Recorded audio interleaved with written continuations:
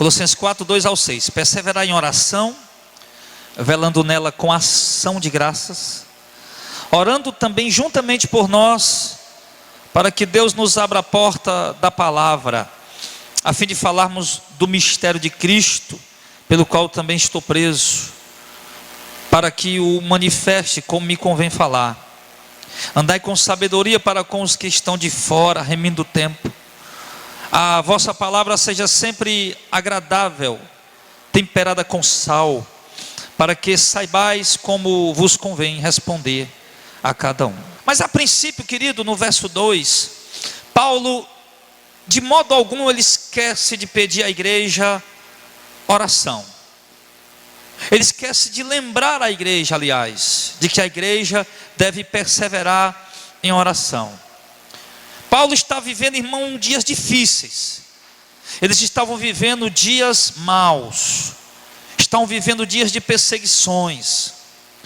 E agora a perseguição, ela já não vinha mais apenas dos judeus, mas ela já começava a surgir, pelo menos assim como que uma sombra, já da parte de Roma, porque Roma já estava vendo assim um problema, aquela questão religiosa. A igreja não estava sendo muito perseguida ainda, porque a igreja ainda era vista, o cristianismo ainda era visto como se fosse uma ramificação do judaísmo.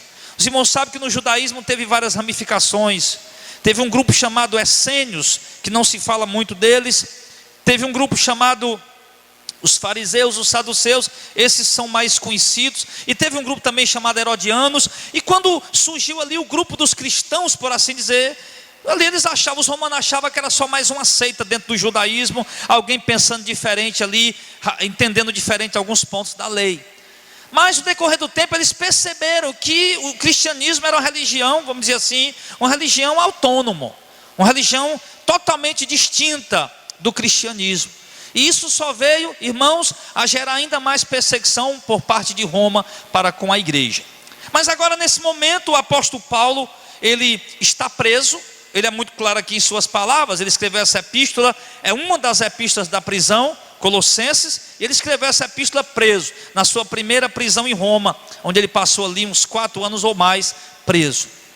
E Paulo, ele, por conta das dificuldades, por conta das adversidades e da expectativa de que Cristo viria a qualquer momento, porque a igreja nunca perdeu essa esperança, mesmo aqueles homens tendo morrido e Cristo não tendo vindo, mas eles continuaram sempre tendo essa esperança. Então o apóstolo Paulo pede à igreja, lembra a igreja, exorta a igreja, que a igreja deve perseverar em oração e velar na oração com ação de graças. Ou seja, que nós precisamos, igreja, perseverar em oração. O primeiro ponto que a gente coloca essa noite aqui, desse capítulo 4, a perseverança na oração. Nós nunca podemos parar de orar.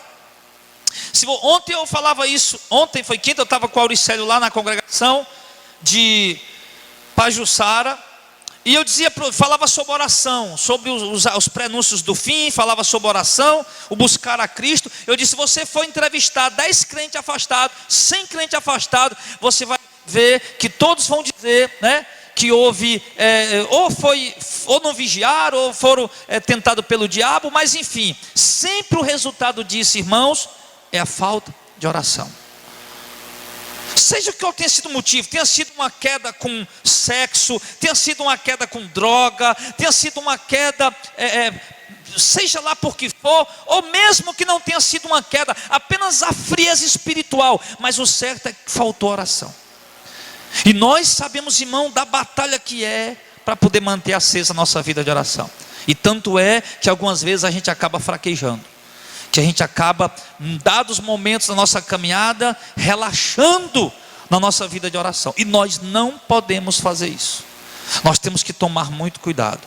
Paulo disse àqueles irmãos, persevere em oração. E vocês têm que perseverar em oração. E eu aprendi, irmãos, que a oração, ela não é apenas para nos dar vitória em determinada luta, para nós vencer aquela luta e resolver aquele problema.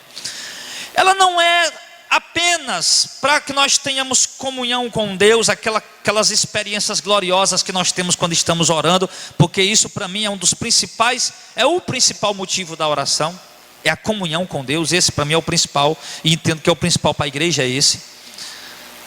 Mas a oração, irmão, ela não tem apenas esses dois propósitos que eu coloquei, ela teria pelo menos mais um terceiro propósito, entre muitos outros que a gente já citou aqui, o porquê orar ou quando orar, enfim.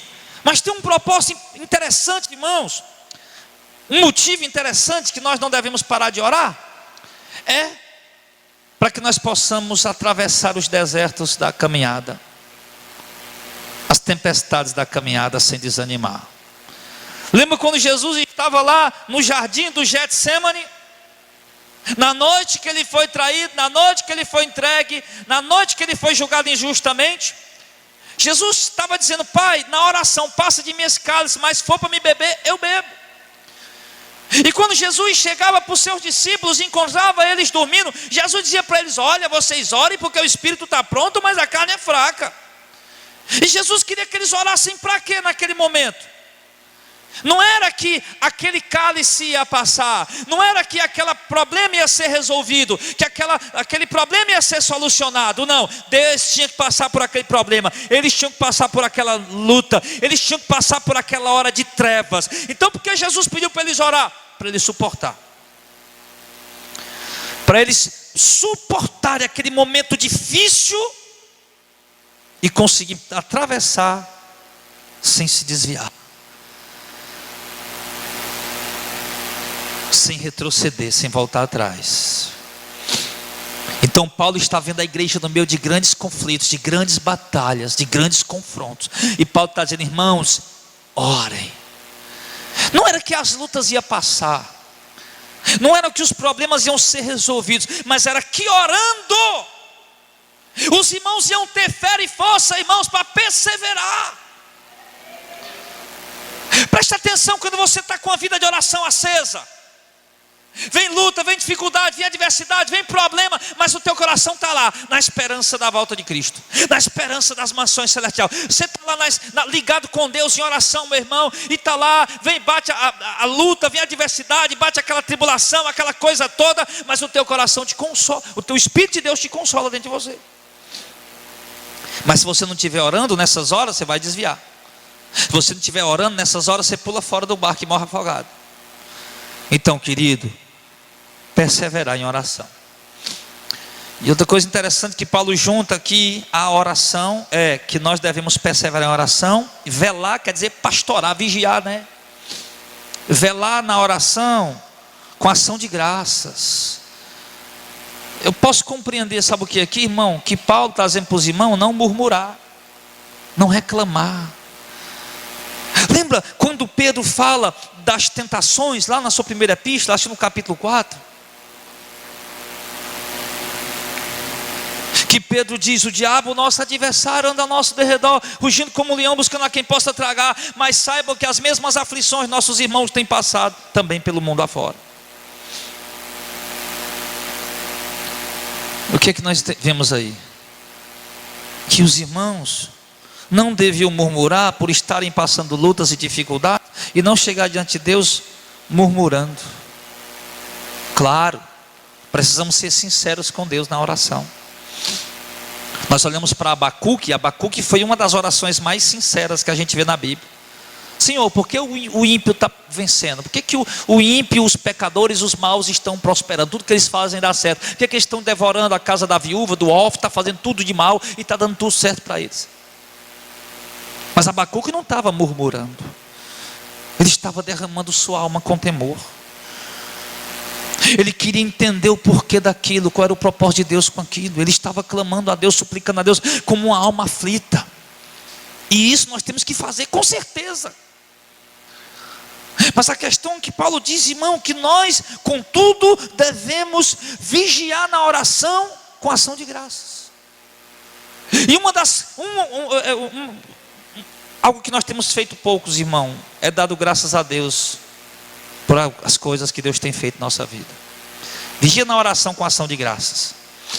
Deus faz tanto por nós e a gente muitas vezes esquece de agradecer a Ele, dar graças a Deus por aquilo. Às vezes coisas até simples. Às vezes até um pão que a gente está comendo de manhã, no café da manhã, na merenda de manhã. Às vezes até o prato do almoço que a gente está comendo. A gente é tão comum que a gente nem lembra mais de agradecer a Deus. E não lembra que aquilo vem provisão dele. E se ele não quiser prover, meu irmão, você pode ter o melhor emprego, mas você fica sem almoço, se Deus quiser. Você aprender a saber que vem da mão dele. Então nós temos que velar na oração com ação de graças, irmão. Por quê? Porque vida de cristão é vida de perseguição. Principalmente naquela época. E principalmente na época que está por vir, que nós pregamos domingo passado, os anos da besta. Lembra? Está lá no YouTube a pregação. E domingo que vem eu vou pregar sobre o quê? Fatos importantes do dia do arrebatamento. Isso. Como é que vai ser o dia do arrebatamento? O que é que vai acontecer? Como é que vai ser? Quais coisas importantes ali naquele momento, naquela hora? Então a gente vai estudar sobre isso, domingo à noite. Mas vida de crente, irmão, é vida muitas vezes atribulada. Por quê? Como o Heitor falou aqui na direção do culto. Para o mundo, tudo é normal. Para o mundo é normal as mulheres andarem nuas como elas estão andando. E por favor, meu irmão, não venha defender não, porque elas estão erradas. Para o mundo é normal o cara estar ganhando dinheiro desonestamente, construindo grande patrimônio e vivendo uma vida regalada. Para o mundo é normal mentir, trapacear, se dar bem enganando pessoas. Para o mundo é normal viver de qualquer jeito, viver de qualquer forma. E para nós não, irmão. Nós estamos no mundo, mas não pertencemos mais a esse mundo. Então tem muita coisa nesse mundo que não é normal a gente fazer. Contudo, muitas vezes milita contra a nossa carne. Luta contra a nossa carne. E aí bate as angústias, bate as tristezas, bate as tribulações, por conta principalmente das tentações que nos rodeiam todo dia. E quando alguém se levanta contra ti, porque tu é um servo de Deus da verdade. E quando o diabo levanta o inferno inteiro contra ti e está te perseguindo, tentando prejudicar a tua vida, teu lar, teu casamento, tua família, sim, mas tu nem percebe que é porque tu é da verdade. Então nós temos que entender, irmão, que nós temos nossos perseguidores, nossos algozes, nossos afrontadores. E nós temos que vigiar em oração e velando nela com ação de graças. E fazer como Paulo disse na sua epístola, a primeira epístola aos Coríntios, que Paulo disse que, na segunda Coríntios, né? Foi arrebatado até o terceiro céu e ouviu coisas que não é lícito o homem ouvir.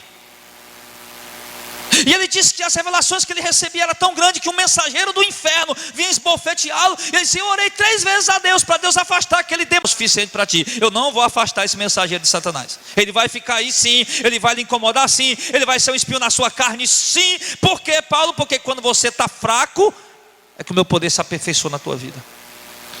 Aí Paulo vai e diz: então a partir de agora eu vou me alegrar nas minhas fraquezas. Então a partir de agora eu vou parar de murmurar, vou parar de reclamar e vou entender que está acontecendo é para que o poder de Deus se aperfeiçoe em mim.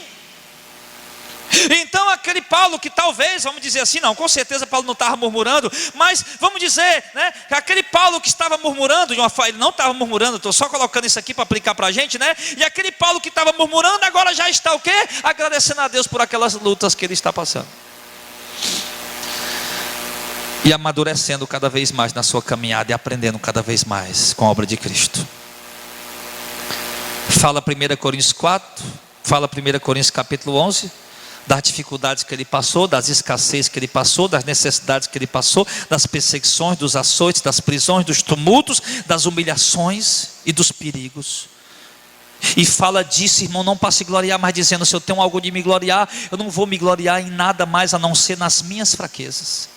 Eu apanhei, eu sofri, passei necessidade. E com isso Paulo está exaltando a Cristo. Porque ele aprendeu que em tudo isso nós somos mais do que vencedores. E a Bíblia diz que todas as coisas contribuem juntamente para o nosso bem. Então nós temos mais aqui realmente dar graças a Deus por tudo.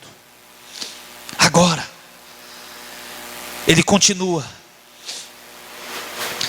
Pediu que a igreja não esquecesse de orar continuamente. E agora Paulo, ele pede que a igreja ore por ele, no verso 3, orando também juntamente por nós. Sim. E Paulo agora pede oração. Paulo diz: irmãos, eu quero que vocês sejam uma igreja de oração, e eu quero pedir um favor, não esqueçam de orar por nós. Não que Paulo não orava, eu acredito que Paulo era um homem de oração, mas é que Paulo sabia da importância da oração da igreja. Paulo sabia que as suas orações eram ouvidas, eram atendidas, eram respondidas, mas Paulo sabia que quando a igreja, a eclesia, o grupo de cristãos ora, o povo de Deus ora, seria melhor para ele. E nós até isso desprezamos. Nem oração à igreja, nem orar, ora, e nem oração à igreja pede. A gente ficou, irmão, tão carnal, e tão desprezamos tanto a bênção da oração, que nós nem oramos e nem pedimos à igreja para orar por nós, quando na verdade nós deveríamos orar continuamente e ainda assim pedir à igreja para estar orando por nós. Eu vejo coisas aqui acontecer nesse ministério, irmão, e eu não tenho dúvida que é resposta da oração, da minha oração, da oração de vocês, da oração de terça-feira aqui. Eu vejo coisas acontecendo, eu vejo respostas de Deus, e sei que é resposta de oração. Vejo o agir de Deus, eu vejo o trabalhar de Deus, eu vejo a operação de Deus. Eu não tenho dúvida, isso aqui é Deus está respondendo a oração de algum irmão que orou, ou de alguém que está orando. Eu não tenho dúvida disso. Então, meu irmão, é importante demais que a igreja esteja orando. E ele pede oração por eles, mas Paulo, ele pede oração por eles, irmão, por um propósito, irmãos, tão coletivo e tão espiritual, nada egoísta.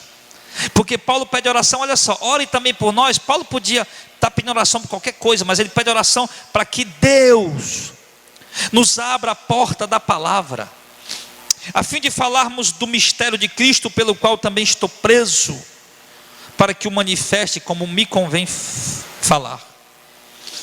O que é que Paulo está dizendo? Paulo sabia da missão que ele havia recebido.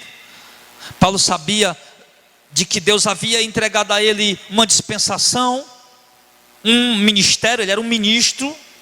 Ele recebeu direto do próprio Cristo a incumbência, a obrigação e a autoridade de pregar a sua palavra, de propagar o evangelho que esteve oculto, mas que Deus revelou aos apóstolos e inclusive a Paulo. E Paulo está se sentindo inútil. Paulo está assim: poxa vida, eu estou aqui preso, eu preciso pregar o evangelho. Irmão, nessa altura do campeonato, Paulo já tinha pregado o evangelho em muitas cidades. Paulo está em Roma, preso. Irmão, Paulo já tinha percorrido, meu irmão, parte da África, parte da Ásia, parte da Europa. Sim, Paulo já tinha perseguido, irmão, já tinha percorrido ao redor do mar Mediterrâneo, ali dentro do Império Romano. Paulo já tinha andado em tudo que era lugar. Paulo já tinha passado 3 anos em Éfeso, já tinha alcançado a Ásia Menor inteira. Irmãos, Paulo já tinha andado pelo mundo todo pregando o evangelho, já tinha voltado pelas cidades onde ele tinha pregado, visitando as igrejas. E o que é que esse homem está querendo? Orem para Deus me libertar, porque eu quero ir pregar o evangelho. Irmão, aquele homem podia estar dizendo: ore para Deus me libertar, que eu quero ir para casa, eu quero ver minha mulher, meus filhos. Ore para Deus me libertar, porque eu quero arrumar uma casinha para mim, viver meus últimos dias em paz. Não! Orem para que Deus abra a porta, porque eu tenho que pregar a palavra, eu tenho que fazer isso, é uma obrigação, pesa sobre mim, é um ministério que Deus me deu e eu tenho que fazer isso. Orem para que Deus me abra a porta. Irmãos, nós temos orado pelo quê, irmãos? Nós estamos preocupados com tanta coisa, nós temos pedido tanta coisa em oração, e é por isso que a gente não recebe, porque pede coisa demais que nem sequer agrada a Deus, que estão só ligadas à nossa cobiça, nossa ganância, nossa soberba, arrogância, nossa altivez, o nosso egoísmo. E Paulo pedindo: irmãos, se vocês forem orar, ora por mim, tá bom? Para que você quer oração, Paulo? Não, eu quero oração para que Deus abra a porta para me continuar pregando o Evangelho. Olha que coisa linda, não é verdade? Eu quero oração porque eu sei que se vocês orar, Deus vai responder. E olha que Deus respondeu, viu? Porque Paulo ficou preso, mas depois ele foi solto. Algumas pessoas acreditam, isso não é histórico, é apenas, como se diz, tradicional, tradição. Algumas pessoas dizem que quando Paulo saiu da primeira prisão de Roma, ele foi pregar na Espanha, onde ele tinha vontade de ir. Em dado momento, Paulo manifesta um desejo de pregar na Espanha. Ele não tinha ido até aquele momento. Acredite-se, quando ele saiu dessa primeira prisão, ele foi. Eu não sei se ele foi, mas eu sei que ele foi liberto dessa primeira prisão, e quieto esse homem não ficou. Contudo, meu irmão, Deus estava trabalhando na vida daquele homem, e ele não estava nem percebendo o que Deus estava fazendo com Paulo ali. Paulo estava preso e ele nem estava percebendo que Deus estava usando ele. Como assim, pastor? Essa carta aqui foi escrita quando ele estava lá. E olha só, 2000 anos depois, está aqui a carta na nossa mão. Já pensou se esse homem não tivesse ficado preso? Essas cartas não tinham sido escritas. Ele não ia ter tempo. Então o homem tinha aberto a igreja, tinha fundado a igreja, tinha visitado as igrejas que ele fundou, e agora está preso, mas ainda assim ele não para, ele está escrevendo o Evangelho. É como ele mesmo diz, né? Ele está preso, mas o Evangelho não. E olha só que riqueza ficou para nós. Então Paulo está, ore para Deus me abrir a porta da palavra, para que eu possa pregar o Evangelho, porque me convém fazer. E ele nem percebia que aquela própria carta que ele estava escrevendo já era pregando o Evangelho, através dos escritos, para uma igreja que viria 1000 anos, 2000 anos depois, e muitos séculos depois. Todos os anos. Paulo morreu no primeiro século, ano 64 ao ano 66. Foi Nero quem matou ele. Matou primeiro Paulo, depois matou Pedro. Morreu no primeiro século. Essa carta que Paulo escreveu, irmão, os crentes leram ela no segundo século, no terceiro, no quarto, no quinto, até hoje, no século 21. Então a oração foi atendida, foi ouvida. E que nós possamos, irmãos, também orar a Deus com o propósito de que Deus nos capacitar para pregar o seu Evangelho. Que nós possamos também orar a Deus para que Deus nos abra a porta da palavra, para que Deus nos abra a porta para que possamos ir pregar. Nós possamos orar isso a Deus. Orar pelos homens que sobem aqui para pregar a palavra. Senhor, usa o pastor Jardel, dá ele capacidade, dá ele dom. Senhor, usa o pastor Zezinho. Senhor, usa o diácono Auricélio, usa o presbítero Clésio, usa o evangelista Heitor, usa, e pedir a Deus para usar. E pedir a Deus pelas coisas, irmãos, que de fato têm valor. Pedir a Deus pela obra missionária. Pedir a Deus para que cada vez mais as missões continuem avançando, vidas continuem sendo alcançadas. Pedir a Deus para que Deus abra os olhos do povo e liberte o povo das denominações, das placas nacional, do sistema corrompido religioso que está aí aprisionando pessoas. E por falar nisso hoje, me permita só abrir um parêntese. A irmã Lia me mostrou um áudio de uma irmã que acompanha o nosso trabalho, o nosso ministério. E ela disse que lá na cidade que ela mora, uma cidade grande, ela ouvia lá um determinado pastor pelas madrugadas, ela estava passando problema com o marido dela lá doente, que até morreu, não foi o marido dela. E esse pastor gravou um áudio. E nesse áudio esse pastor disse que Deus, ele primeiro se identifica, olha, eu sou o pastor da rádio, você mandou uma mensagem para mim, mas você não disse o nome de ninguém. Ele só dizia, olha, você mandou um áudio para mim, eu sou o pastor da rádio, e Deus está me mostrando que fizeram uma obra de voodoo contra a sua vida, e pegaram um boneco, e perfuraram, e amarraram, e enforcaram, e esfolaram, e esse boneco aí, por isso que a sua vida está desse jeito. E você tem que vir fazer aqui uma campanha do Salmo 91, e você tem que orar comigo, e toda vida, todo mês que você vier, a campanha do Salmo 91 vai durar 7 meses, e você tem que trazer 7 ofertas de R$91.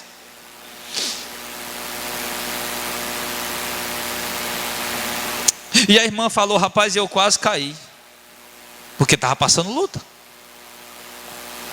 E eu perguntei, Lia, quando foi isso aqui? Não faz tempo, porque eu ia mandar um áudio dizer assim, pastor, seu mentiroso, seu ladrão, vá trabalhar, rapaz, arruma um emprego, vá trabalhar, deixe de estar mentindo, tomando dinheiro do povo mentindo. dizendo que Deus está revelando obra de voodoo e pedindo R$91 o camarada por uma campanha que vai fazer, meu irmão. Mentiroso, corrupto, ladrão, rouba, meu irmão. E o pior, a irmã falou, e é uma verdade, e muitos caem nisso, meu irmão. Muitos caem nisso. Agora, irmãos, não é orar para Deus abrir a porta da palavra. É orar para Deus salvar vidas das garras desses homens. Ah, irmão, quantas vidas estão sendo resgatadas e nós não faz ideia. Se Deus pudesse arrebatar nós em espírito em algum lugar, porque poder Ele pode, né? Se Deus nos arrebatasse em espírito em algum lugar, dissesse: meu filho, olha aí o que é que eu estou fazendo usando vocês lá, ó, o trabalhozinho de vocês tão pequenininho, olha o que é que eu estou fazendo lá. E Deus mostrasse já, irmão, quantas centenas e milhares de pessoas já foram alcançadas, quantas centenas e milhares de pessoas já foram libertas. Mas a igreja precisa continuar orando. Precisa continuar orando. Todos que estão aqui foram alcançados de algum meio, ou num culto campal, ou num evangelismo, ou num programa de rádio, ou pelo YouTube. Tem várias pessoas aqui que foram alcançadas pelo YouTube. Aí quando chega pessoa, pastor, eu conheci o trabalho aqui pelo YouTube. Mas não tinha, irmãos. Eu reativei minha página do Facebook, porque eu coloquei lá um pouco lá do trabalho, né? Do trabalho lá, oferecendo lá para os irmãos e tal, e uso para colocar pregação e tudo mais. Enfim, eu ativei minha página, minha pessoal, página pessoal. E eu vendo, irmã Lia, e todo dia que eu vou lá, quando eu abro lá, tem um monte de gente pedindo para ser amigo, né, que chama? Para ser amigo, para me aceitar. E eu vou só apertando lá, eu quero nem saber quem é. Tem uns que eu olho, quem é esse aqui? Não conheço não, eu vou apertando. E meu irmão, quando eu criei essa página do Facebook, há 2011, acho que foi 2011, acho que foi. Meu irmão, pelo amor de Deus, não tinha uma criatura que mandasse um pedido para ser meu amigo. Não tinha um. Quando eu criei esse canal do YouTube, que está com 13 mil inscritos, e mais de, acho que 2 milhões de visualização, meu irmão, não tinha uma criatura que visse o vídeo e desse um joinha. E quando aparecia um lá, dava aí, e hoje, meu irmão, você perde as contas. Você não sabe nem quanto joinha vai, nem quantos comentários tem, vai. Que isso? A igreja orando pelos propósitos corretos, pelos propósitos certos, pelos propósitos espirituais. Amém? Então Paulo disse: orem para que Deus abra a porta para mim continuar pregando a palavra. E Deus abriu, Paulo continuou pregando e vidas foram alcançadas. E se nós orarmos também pelo mesmo, irmãos, vidas continuarão sendo salvas, sendo ganhas, sendo alcançadas. E a oração que você pensa que Deus não está ouvindo, que Deus não está respondendo, eu quero te dizer aqui uma coisa essa noite, meu irmão. Não quero te dizer esse que eu te digo, eu quero te dizer assim diz o Senhor, porque está escrito na palavra: Deus está ouvindo. Por que você fala com tanta convicção e autoridade, pastor? Porque está escrito que o Senhor atende a oração dos justos. Seus ouvidos estão atentos à oração do justo, o clamor do justo. Então, falar nisso, irmão, eu vou pregar também em breve. Vou terminar essa carta aqui. O novo título da pregação é Eis que eu te digo. Aí você imagina o que é que vai sair aí. É sim, a pregação vai, eis que eu te digo, né? Então Paulo está pregando para que ele continue, está pedindo oração para que ele continue pregando o evangelho, para que ele manifeste o evangelho como convém ele fazer. Ou seja, Paulo sabia, a minha vida é para pregar o evangelho, para fazer a obra de Deus. Então, irmãos, ore pela sua vida espiritual. Ore pelos dons que Deus te deu, que está amortecido, estão adormecido dentro de você. Adormecido, eu digo, não é que Deus dormiu dentro de você, está adormecido no sentido de quê? De que você está na inércia, não está trabalhando, então o dom está lá, parado. E Deus não te deu um dom para ficar parado, Deus te deu um dom para trabalhar. Não ora pela tua vida espiritual, ora pela tua comunhão com Deus, ora para Deus te usar como um canal. Ora. Eu falei para os irmãos quarta-feira do conflitozinho, do debatezinho que nós tivemos na faculdade semana passada sobre a questão do Malaquias. Porque um pastor foi dar o estudo lá sobre Malaquias. Eu digo, essa aula eu não quero perder, porque cada um estava dando uma aula. Essa do Malaquias eu não posso, eu venho nem que ser amarrado, de qualquer jeito eu tenho que estar aqui. E graças a Deus eu estava lá no dia.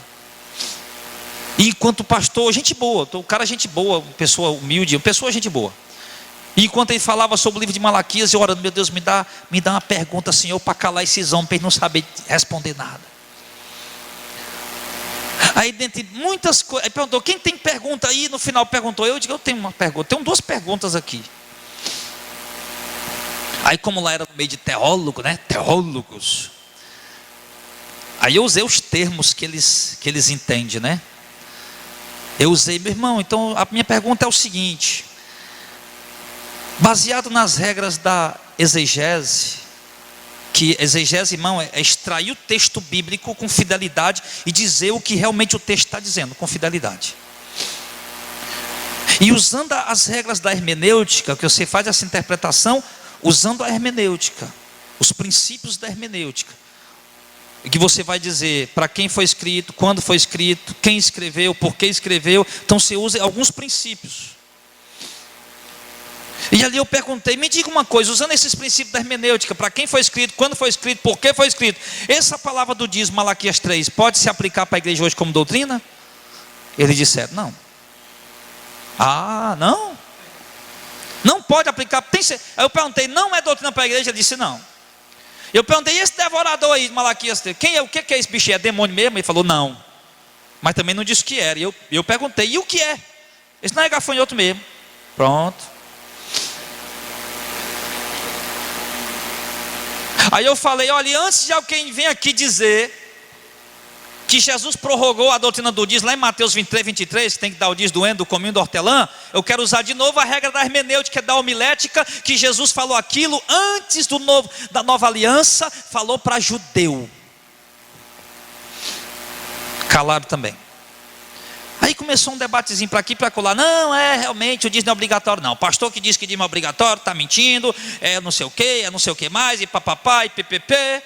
Mas o dízimo é um princípio. O dízimo tem que ser dado porque é um princípio. Mas se não der, não está roubando a Deus não é demônio não vai para o inferno não tem devorador não. Eu digo, por que não fala isso lá na igreja deles? Não fala. Com tudo explicando, mas ele estava insistindo em dizer. Não, mas o dízimo tem que ser dado porque é um princípio. Não é obrigatório, não vai para o inferno, mas tem que ser dado. É um princípio. Começou lá em Abraão. Eu falei, Abraão deu dízimo só do despojo. Aí eu falei, me deixa só. Aí ficou aquele debate, mas rodou, irmão, o negócio rodou. Mas todo mundo tranquilo. Diferente sábado passado que quase me bateram lá. E meu filho estava até lá nesse dia. Mas aí eu disse, pô, deixa eu fazer só mais uma pergunta e acabou essa história. Eu fico quietinho aqui e vamos embora para casa. Pois não, faça. Eu perguntei, tudo bem, eu estou percebendo aqui que o dízimo não é obrigatório, vocês estão dizendo que não é, contudo tem que dar porque é um princípio. A minha pergunta é o seguinte, se o dízimo continuou vigorando, né, depois da morte de Cristo, quem ficou recebendo o dízimo? Os levitas ou a igreja? Meu irmão, ninguém respondeu essa pergunta. Quem foi, Tiago? Que ficou recebendo o dízimo? Os levitas? Os homens lá do templo, da lei? Ou a igreja? É claro que foi os levitas que ficaram recebendo o dízimo. Porque o dízimo era deles. Era dos judeus. Não tinha nada a ver com a igreja. Mas eles não responderam. Irmãos, nós temos que orar para Deus revelar as coisas espirituais.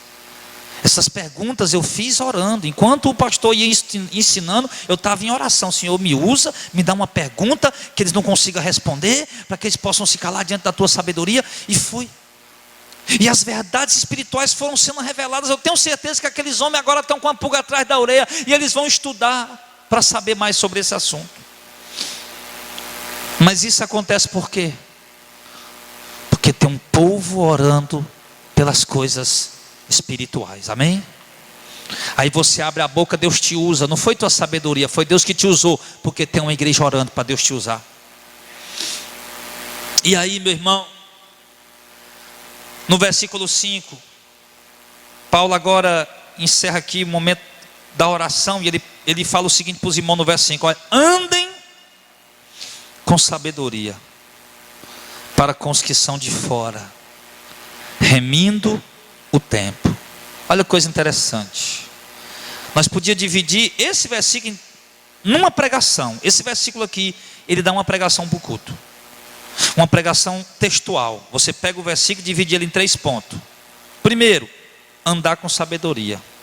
Segundo, para com os que estão de fora. Terceiro, remindo o tempo. Olha o que Paulo está pedindo aos irmãos. Não já pedi vocês que orassem por vocês mesmos, perseverassem, orassem também por nós, sim, para que Deus abra a porta para o evangelho continuar sendo pregado e as verdades espirituais continuar sendo reveladas. Mas eu quero pedir uma coisa a vocês, irmão: andem com sabedoria. Porque vocês estão na igreja, vocês são crentes, vocês servem a Cristo, vocês são homens e mulheres de Deus. Mas se vocês não andarem com sabedoria, os que estão lá fora vão blasfemar da conduta de vocês. Era essa a preocupação de Paulo. Andem com sabedoria para com quem? Para com os que estão de fora, ou seja, o povo lá de fora. Por quê? Porque nós aqui, irmão, nós sabemos que nós somos santos, porque somos separados. Mas sabemos que nós somos santos, imperfeitos, falhos, que erra, que falha. Nós sabemos disso. Mas o mundo lá fora, eles esperam mais de nós. Eles cobram mais de nós. Aqui, se Tiago errar, não, Tiago é crente, é um homem, é um ser humano, é crente, mas é um ser humano. Se o Evaldo errar do mesmo jeito.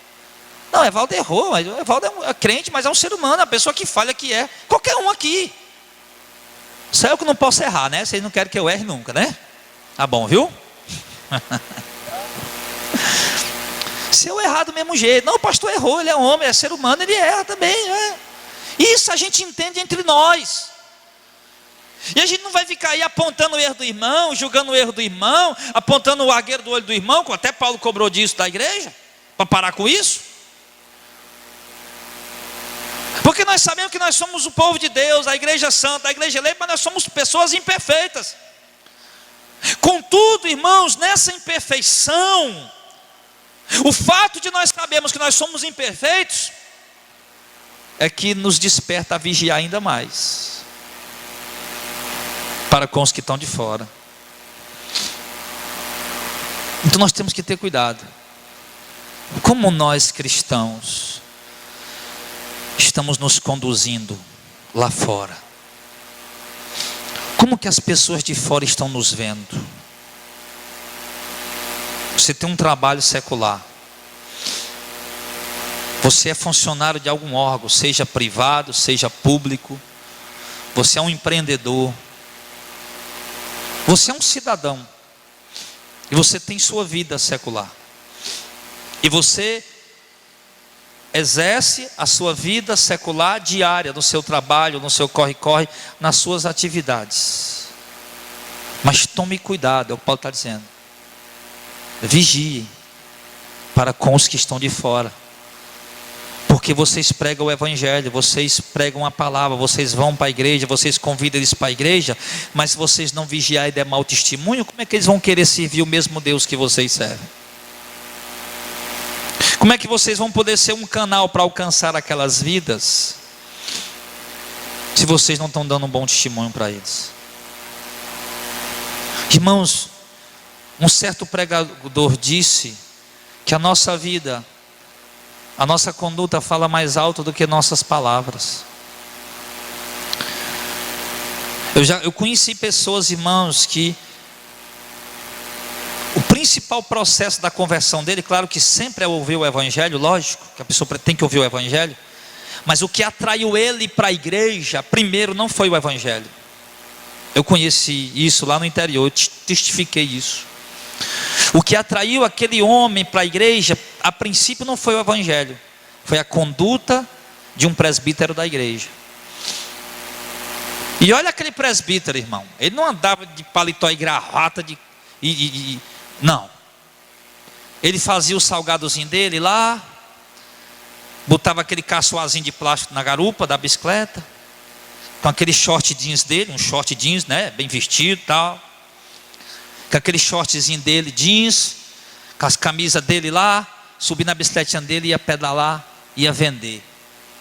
É aquela aparência tão simples, aquela conduta tão, aquela aparência tão humilde, tão simples, aquela conduta justa, reta, correta, chamou a atenção de alguém que estava ali. Você vê que o que atrai as pessoas não é a nossa roupa, é a nossa conduta? Sim. Aí olhou para ele e disse assim, e foi para a igreja, ele deu esse testemunho lá.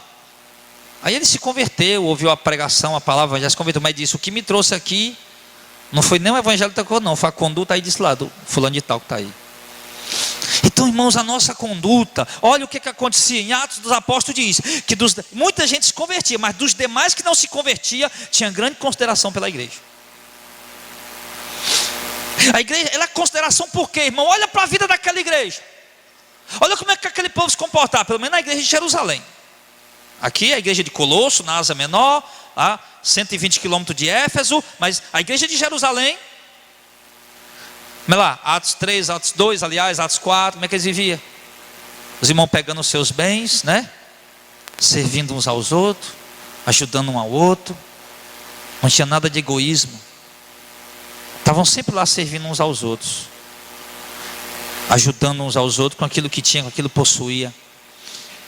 Aquele egoísmo tinha saído do coração. Tinha até um ministério chamado de ministério cotidiano. Eu não sei se em Atos capítulo 6, gregos de fala grega, murmurar, rapaz, estão esquecendo nossas viúvas, estão cuidando só das viúvas judias e estão esquecendo as viúvas de fala grega. Aí tinha aquele ministério cotidiano. Aí os apóstolos, rapaz, está errado isso aí, vocês têm que levantar uns homens aí que organizem isso aí. Aí levantaram, 7 homens, os diáconos, né? Até Estevão foi um deles, Filipe.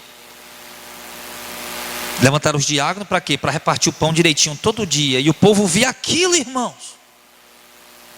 O povo via aquele tipo de conduta, aquele tipo de comportamento e via, rapaz, isso é diferente de tudo que a gente vê. Esses cristãos aí ajudam uns aos outros, se preocupam uns com os outros, estendem a mão uns para os outros. Olha que coisa linda. E aquilo chamava a atenção do povo, irmão. Aquilo chamava a atenção das pessoas. Sim. O laço, irmãos, o laço fraternal está ligado à família, né? Fraternidade. A igreja católica tem até a campanha da fraternidade todos os anos, né? Tem um tema, né? Eu até acho bonito aqueles temas que eles dão todo ano, eu nem sei, mas faz tempo que eu não vejo, mas acho bonito aquele tema que eles dão, dá até uma pregação também, o tema que eles dão. Mas o laço fraternal era muito forte. Olha, no 2º século, quando os cristãos se reuniam, eles eram tão, e a irmandade era tão forte, que um governador chamado Plínio, lá na Bitínia, ele mandou uma carta para o imperador de Roma, para avisar para o imperador de Roma, olha, esses cristãos, eles se reúnem todos os domingos de portas fechadas, e eles praticam incesto lá. Dizia que os irmãos ficavam fazendo sexo com as irmãs, porque de fato, mas que é que eu quero mostrar o lado bom disso, não é o lado ruim que eles falavam, mas o lado bom de quê? De que eles viam que realmente o povo era irmão mesmo. Irmão, é isso que eu quero mostrar para a igreja, essa irmandade próxima, irmãos. E isso dava um bom testemunho para a igreja, e nós não temos mais isso hoje. Hoje nós somos muito egoístas. Eu não estou querendo dizer, irmão, que a gente tem que abandonar tudo e, sabe, viver aí, meu irmão, não sei o que e tal. Não, a gente tem nossa vida, nossa família, né? Tem nossas coisas para resolver, mas a gente devia se preocupar um pouco mais com nossos irmãos. Devia se preocupar um pouco mais. Aqueles cristãos, irmão, é porque eles não tinham, eles eram perseguidos, eles não tinham muito aonde ficar, eles tinham que se reunir escondido, eles tinham que morar muitas vezes, muitas pessoas num lugar só escondido para não serem mortos. E hoje não, nós temos a liberdade, cada qual tem sua casa, temos um lugar para vir congregar. Mas se viesse uma perseguição, como vai vir, como foi mostrado semana passada, que a gente precisasse fugir, até eu disse, rapaz, ainda bem que nós temos o Clodoaldo aqui, que o Clodoaldo lá, ele planta um monte de coisa na casa dele, sabe mexer com tudo, né? Eu só sei comer mesmo, ele sabe fazer tudo. No tempo da perseguição você vai comigo, viu? Planta, sabe o nome disso, o nome daquilo, e faz tudo aí mais. Mas se vier essa perseguição, nós precisamos fugir, meu irmão. Aí se junta aí, família de Jardel, de Clodoaldo, de Tiago, de fulano de Beltrano, vamos fugir, esconder não sei para onde. Aí nós ia aprender a viver o cristianismo fraternal. Lá não ia ter egoísmo. Camisa de um dava para o outro, sapato de um dava para o outro, quer dizer, tamanho, né? Se fosse o caso da Auricélia, aí não dava, né? Acaba dessa altura, o pé desse tamanho. Mas ia, aí a gente ia estar lá, não ia ter esse egoísmo, a comida de um dava para o outro. E era isso sim que eles viviam lá, irmãos. E hoje, a gente tem essa liberdade, cada qual ter sua casa, de não precisar fugir, e a gente acaba esquecendo esse laço fraternal, que é um dos principais testemunhos da igreja para a sociedade. Nós precisamos ter isso, amém, irmãos? Precisamos ter isso. Mas o que eu tenho visto nesses dias, irmãos, é uma igreja tão desconfiada. São pessoas tão hipócritas. Hipócritas no meu cristianismo. Que fala que a obra de Deus tem que ser como a igreja primitiva e tal. E no momento que a igreja resolve se ajudar uns aos outros, outro dia estavam me criticando. Olha pelo que estavam me criticando. Porque agora os irmãos, por exemplo, eu disse que o Evaldo vende bolo. Irmão, o Evaldo vende bolo. Se for comprar bolo, compra para o Evaldo. Mas falei por quê? Para ajudar.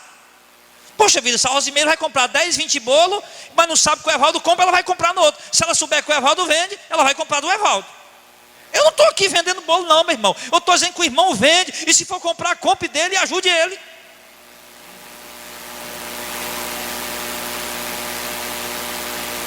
Mas vem gente, irmão, que vem criticar em tudo. Eu digo, meu irmão, pelo amor de Deus, olha o propósito disso. Ajuda mútua. Isso é ser igreja. Isso é ser comunidade. Esse é o amor fraternal. Isso é tentar voltar às raízes apostólicas, onde um fazia pelo outro. Mas não, irmãos, eu não posso dizer que o Evaldo vende bolo porque é pecado.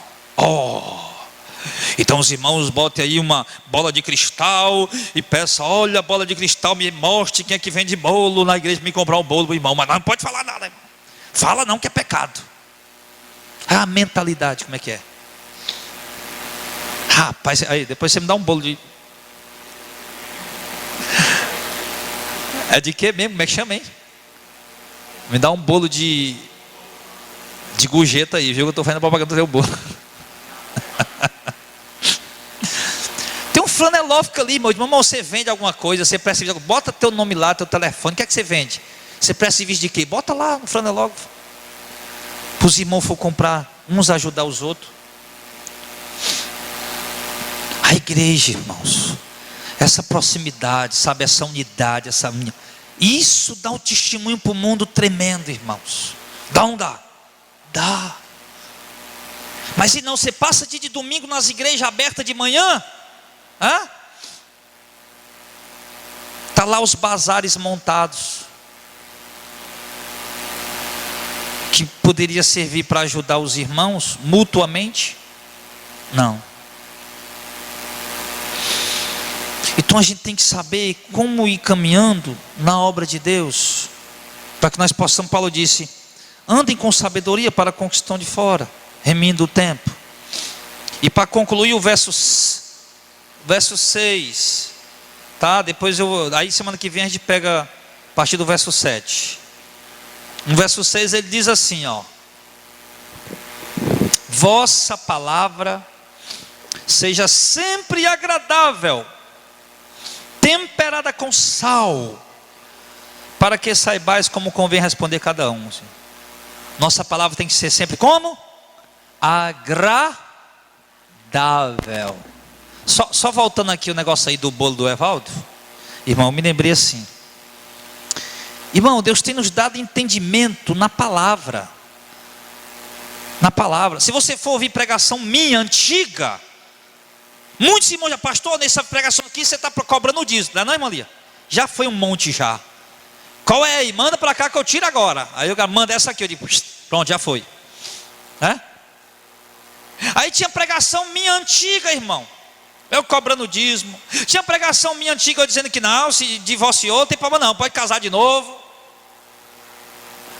Tinha pregação minha antiga, deve ter lá pregação minha antiga, idolatrando o prédio, dizendo que o prédio era santo. Isso tem demais. Irmão, esse santo lugar, esse lugar é santo. Os irmãos que estão aqui há mais anos lembram disso, né? Neudaci lembra, a Luciana lembra. Cadê? Os outros estão lá fora, lembra?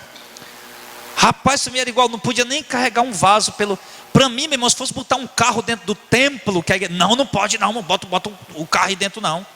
Você está doido, rapaz, isso aqui é o templo, isso aqui é santo. Mas aí Deus vai mostrando, meu filho, você ainda está com fermento velho ainda. Isso aqui é parede, isso aqui não é santo não, o templo é vocês. Isso aqui é um prédio. É um prédio. A igreja santa está reunida aqui para congregar.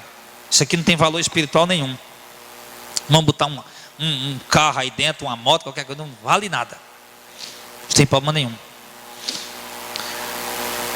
Mas parece que tem pessoas que querem que a gente continue, né, no fermento velho e não abra o entendimento para as coisas verdadeiras bíblicas.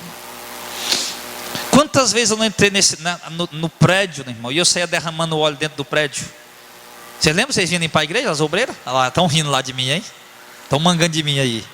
Eu chegava aquele tubo de óleo, eu me trancava dentro da igreja e ficava lá orando, consagrando o Senhor este lugar. Os demônios que tiver aqui, onde é que o demônio vai correr com medo de óleo, pelo amor de Deus, irmão? Demônio vai correr no nome de Jesus, irmão. No nome de Jesus ele vai. Com óleo você adianta, pode banhar de óleo que ele não vai embora não. Ou então que nem aquele pastor da Universal que falou, né? O pastor da Universal diz, rapaz, uma vez eu fui expulsar um demônio e o nome de Jesus não foi o suficiente. Tá esse vídeo aí, ele falando. Então, irmão, a nossa palavra, agora voltando, né? Falei das heresias aí, agora vamos voltar para né? Olha, Viviane, as irmãs aí, onde é que nós ia fazer um sopão que nós faz aqui para dar de graça? Aqui dentro, nós não fazíamos isso de jeito nenhum. Irmão, para nós começar a fazer isso, foi um tabu medonho para me quebrar. Você está doido? Isso aqui é um lugar santo, onde é que nós vamos estar dando comida para o povo aqui dentro? Isso é pecado. Uma vez no outro prédiozinho pequeno lá, quando fizeram o dia das mães, botaram um bolo lá, para mim foi um desespero mais medonho do mundo. Meu Deus, isso é uma blasfêmia, por causa do lugar que eu achava que era santo. Aí nós fomos começando devagarinho. Eu disse, não, faz o seguinte, aí lá em Madalena, não, bota lá no meio da rua, a banca lá, para dar, os irmãos terminam lá no meio da rua, irmão, comer sopa lá, que aqui dentro pode não, é pecado. Mas aí Deus foi abrindo o entendimento, irmãos. Foi mostrando que, como eu disse já, que as paredes não é santa, santos somos nós.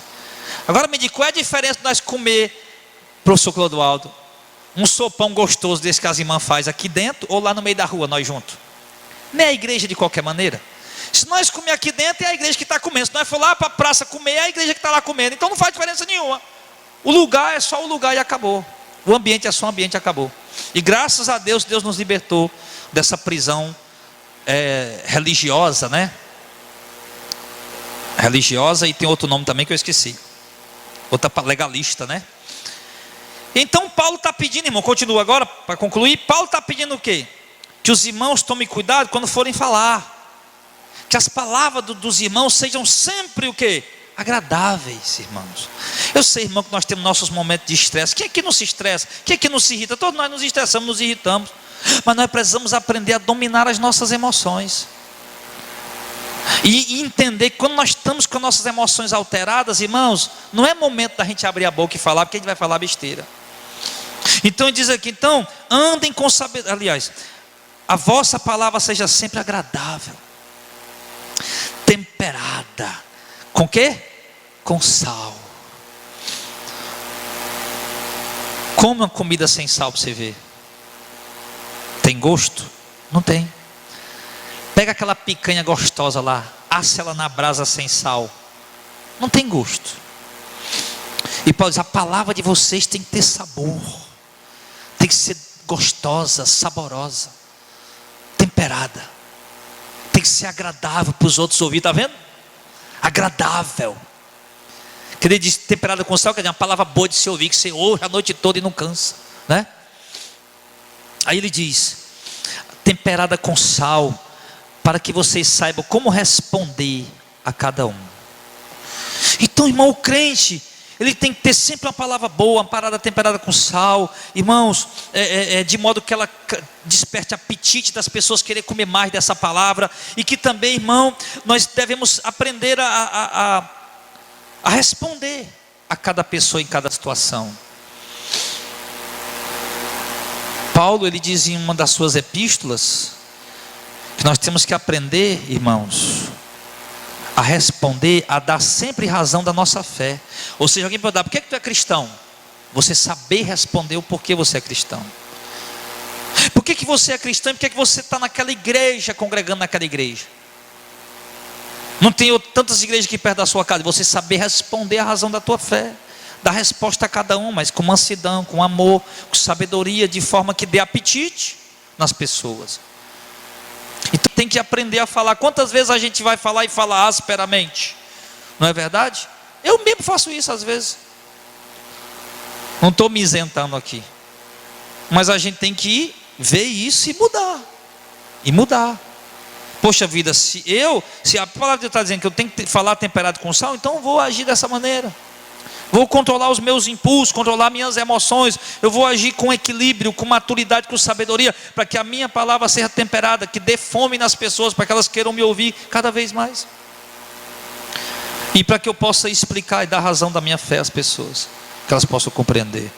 Então você está vendo que Paulo está escrevendo essas cartas, irmão, eram lidas em voz alta na igreja, era lida mesmo em voz alta, né? Então a gente vai encerrar por aqui.